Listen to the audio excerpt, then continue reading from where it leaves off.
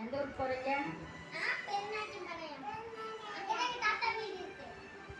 பாப்பா சென்னைக்கு போகிறேன். பாப்பா எங்கே போகிறீங்க நீங்கள்? தாத்தா வீட்டுக்கு சென்னை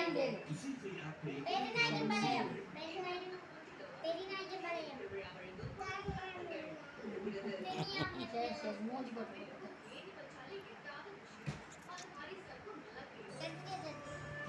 எடுத்துகிட்டே இருக்கிறேன். எங்கே போகிறீங்க?